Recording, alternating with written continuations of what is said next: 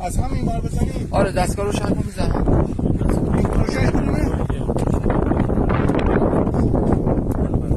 آقا میخوایم توی این فایل آموزشی در بحث اسکن زدن دیوارا رو خدمتتون بگم. خب که ما زمانی که خواستیم با دستگاه پروتون بزنیم چجوری دیوارا رو بزنیم.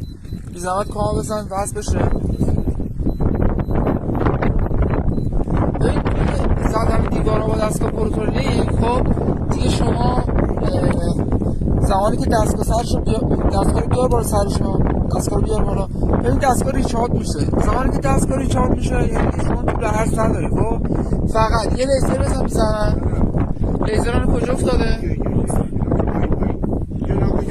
دیدم برو ادامه ده. خب ببین لیزر اونجا افتاده. خب توی بحث نقطه‌یابی تو دیوارها از جایی که لیزر میفته به اندازه دیپ شما باید حفاری بکنید. خب حالا یه دونه اسکن ما میزنیم یه نیو استارت میزنم بزن یه مقدار بگیر. ببین الان قشنگ لیزر رو اون سنگ است. الان لیزر رو اون سنگ است میبینی؟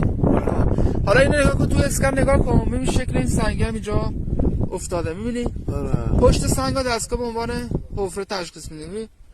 میبینی قشنگ ظاهر این سنگ مثلثی اینجا افتاده. حتی ببین ریشه سنگ هم اینجا گرفته. ببین ریشه سنگ رو نگاه کن پایین کجا افتاده بوته. میبینی بوته رو ببین دقیقا لیزر روشه. میبینی اونجایی که بوته از حالت گودیه دستگاه اینجا به حالت گودی گرفته. حالا از فاصله چقدر 30 متر 40 متری که حالا با این نقطه فاصله داریم.